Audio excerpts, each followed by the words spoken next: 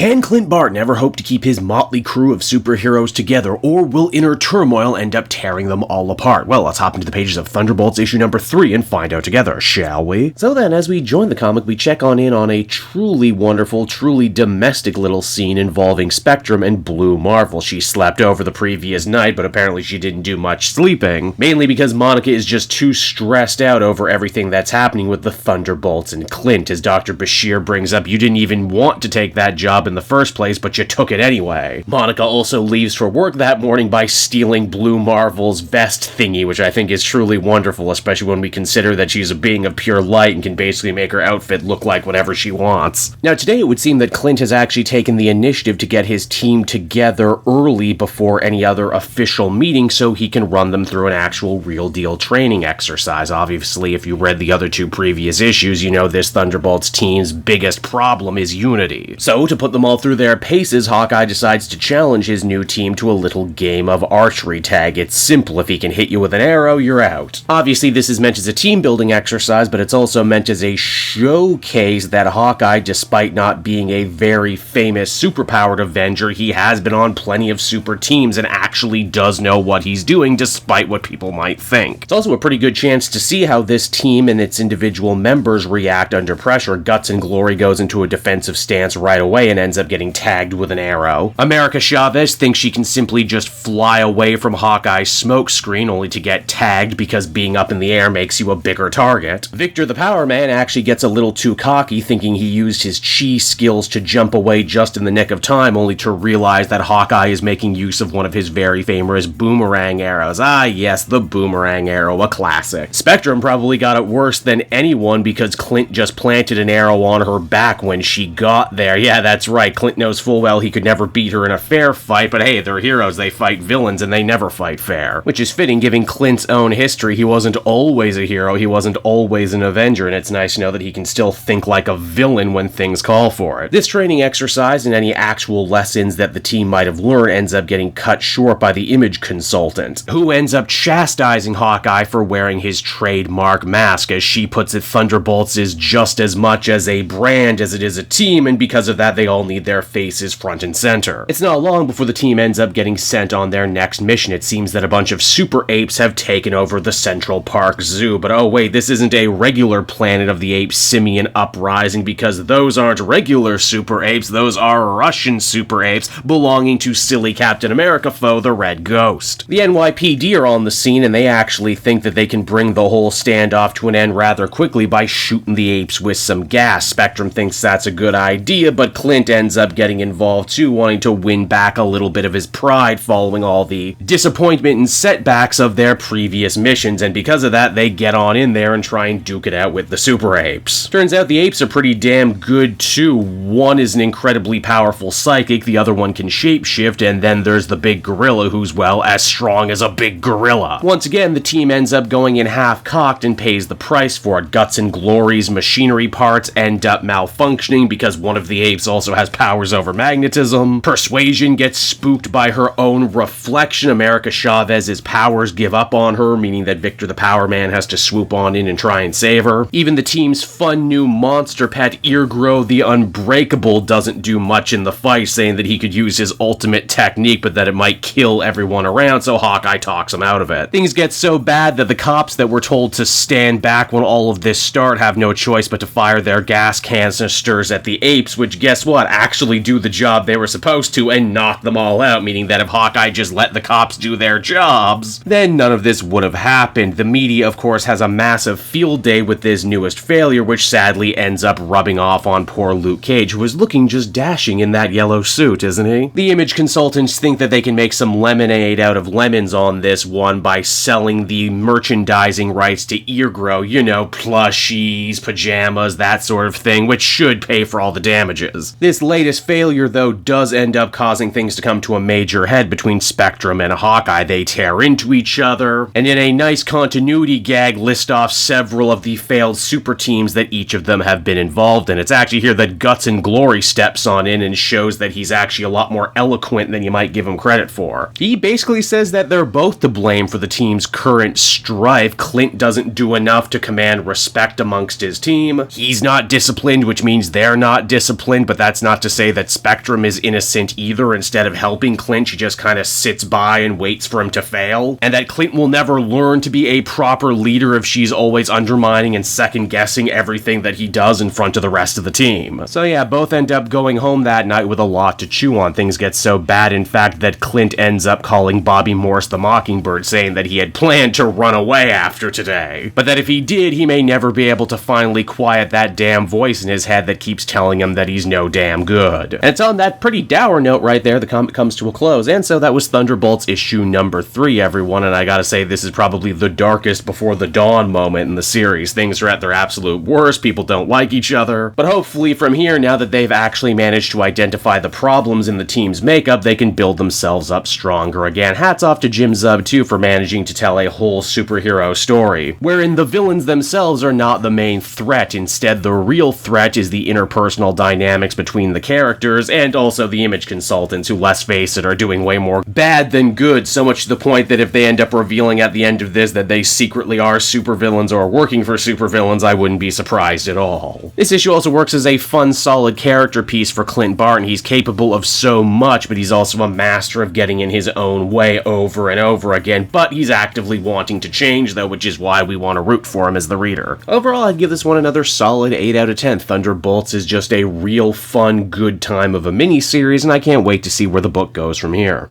Hey there everyone, it's your old pal Cave Jewel, and if you're seeing me right now, that means you watched to the end of the video, which I am very appreciative of. It really helps drive engagement and retention and all that other good YouTube stuff. So does liking and commenting. Wink wink. If you like my content too, you should check out my Patreon page. We just redid all the tiers, so there's a ton of great rewards. You can become a patron for as little as $1 a month, and well, it would just really help me out. It's never expected, but always appreciated. So until next time everyone, I've been Cape Joel, and I will see you next time. Bye-bye.